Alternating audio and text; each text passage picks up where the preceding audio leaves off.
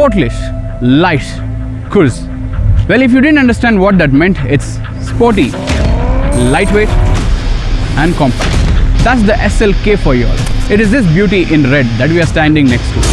This is a compact yet a very sporty in heart car which will absolutely blow everyone's mind. This is the beautiful and magnificent Mercedes Benz SLK55 AMG.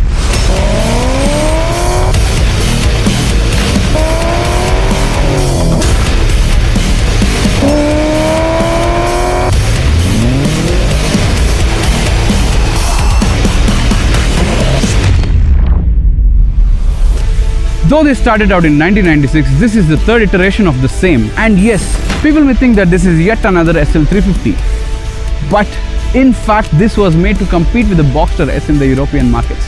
Honestly, this third iteration is one of the best looking SLKs they have made yet. The European variant comes with a lot of different models, especially with the inline 4, V6, V8 in both petrol and diesel variants as well. Fortunately for us Indians, we have the V8 5.5 litre bi-turbo engine, which is stonkingly powerful.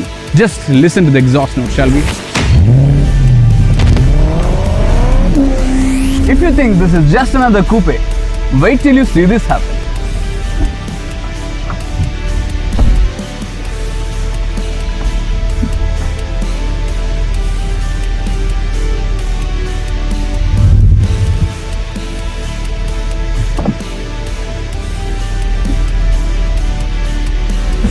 It may be powered by the world's most efficient V8, but the SLK55 AMG is anything but soft. While it's comfortable, it's well equipped and civilized. Thanks to that hard top, this is still a hot rod at heart. The naturally aspirated 5.5 litre engine is brilliant. It's not the best handling roadster out there, but the SLK55 AMG is an excellent all-rounder. While most modern supercars have amazing powertrain and everything underneath, most of its basic daily car drivability features are practically absent. It almost feels like coughing when you turn the AC on in most of these cars. But still, this Mercedes-Benz, they have put a lot of effort into the making of this car. Apart from just being a yet another sports car which can daily drive, which has a lot of power and blah blah blah and whatnot, this car out here just is perfect for a person who wants one car for the entirety of his lifetime. A short rump and long nose give the car the look of a classic roadster, and it's a compact design, although the AMG body kit and the standard 18-inch alloy wheels lend it some more aggression. AMG cars are almost always dominated by the engine, and the SLK55 AMG gets an absolute masterpiece. The engine displaces the same 5.5 liters as the bonkers 570 PS E63 AMG, but where that car uses a twin turbo setup, this engine is naturally aspirated. 421 PS of peak power is produced at 6,800 RPM, and there's 540 Newton meters of twisting force available at 4,500 RPM. Just mighty quick from 0 to 60 and goes very quick from A to B. Basically rivaling the Porsche Boxster, this does a phenomenal job of what it has been given to. Though I'm a sucker for manuals, this has a beautiful dual clutch transmission and has PDK shifters out here.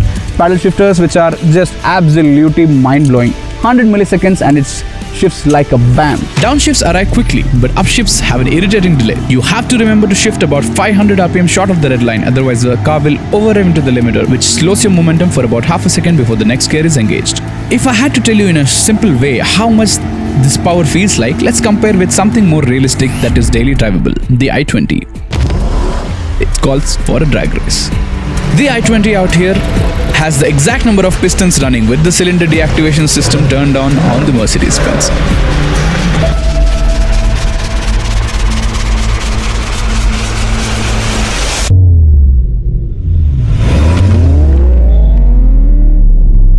Because racing it makes no point, does it? This car has the capability to shut down cylinders number 2, 3, 5 and 8 to make this 5.5 litre V8 engine into an inline 4 when we really don't need all the power. I mean, coming to think of it, it is such a big boon. Everyone knows that this gives horrible mileage, obviously, in our city life. But when we have a car like this, made from the Germans' magical engineering mindset out there, this basically has all the features that you need to make it more daily drivable. Couple this with the start-stop tech and Mercedes claims an overall efficiency of close to 12 km per liter. It's obviously fast, and without even the option of launch control, it shot 200 km from a standstill in 5.4 seconds. Top speed is limited to an ample 250 km per hour. Most importantly though, it sounds like a proper AMG. Ample in something so compact and weighing 1600 kgs.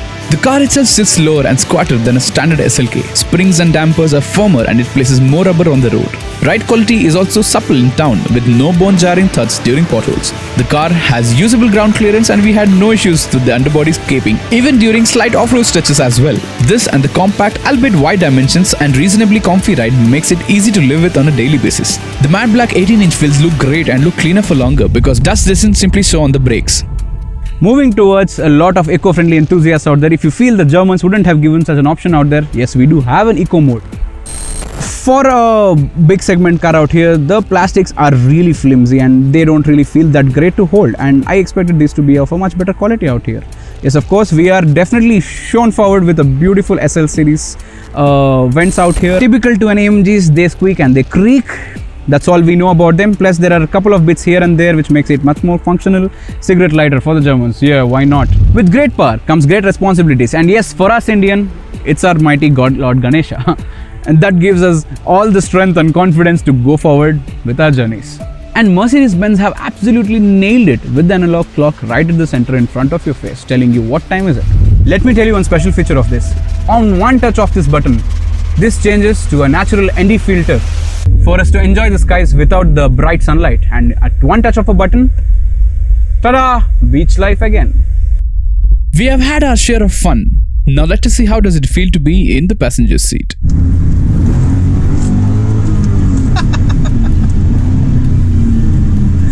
So why the SLK of all cars?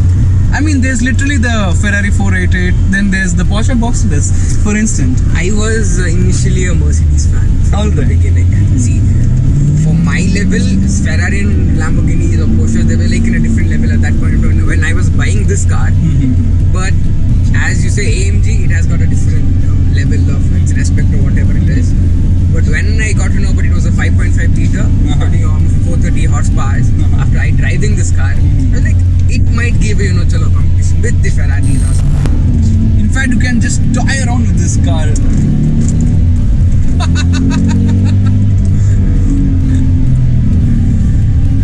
Like one of the best handling cars in the SLK lineup. SL lineup. Yeah, SL lineup. SL lineup itself. Though this thing ditches the bi-turbo from the E series and the S series, Yes. right? Still, this thing, I guess, has zero lag there when you put the throttle down.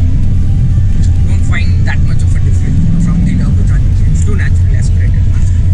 But as you compare with that, I get the max power in the first gear, not in the second.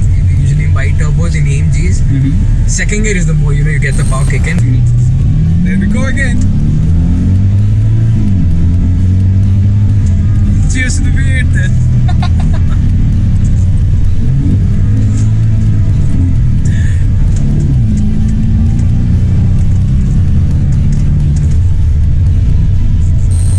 So what the running cost for our viewers? How much does it take to maintain this car?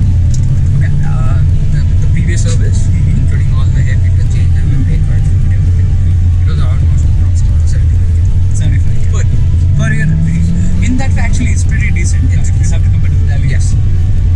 If there are any brake changes, you want a brake pad change or anything, that's like the next service. At after like 10,000 kilometers driven, that'll come around approximate for a pair of brake pads is around 30k, 25 to 30k. So another, maybe around 1.2 lakhs. So that's fine. That is not like every year you have to pay on that. And that too, the air filter also you change every like once in 2 years. That's fine. So I mean, it's not too 50K, hard on the not hard. quality. 50,000 is like same thing as how much you pay for the Audis or the BMWs, so it's all the same. That's what you need every single time when you ride a supercar or a car. A huge smile on your Then face. there's no point of buying the car. Exactly. You can just drive a normal SUV or a premium sedan. And how many times have you had this huge smile pop up on your face while driving an I-20 or something like that? Though there's a lot of cars in this segment, especially the Porsche Boxster S and the Ferrari 458 and a lot of different cars like that, this car's key appeal is basically to be efficient, to be a hooliganistic car and also a calm and economical car, all of them at the same time. Personally, I feel this car is meant for the enthusiasts in mind who personally don't want a very flashy car which is extremely eye candy. I am not telling that this is not, though this is not one of the ugliest cars ever made, but this is the Mercedes-Benz SL series, which in its entire lineup is the best looking ever. For 1.7 crores on road with a 5.5 liter, that is 5500 cc's of pure brutish raw power of a V8 engine, this is one of the best cars you can buy at the market. Well, this is the first car which we are ever reviewing on our channel Get Set Anarchy, and we are proud to say that this is a beast and this is a lovely car. Well, it's a sunny day and what more to enjoy than with the top down. If you like this video, don't forget to hit like, share and subscribe. We have a ton of new comments and ton of new content coming up for you soon. Until next time, Get Set Anarchy.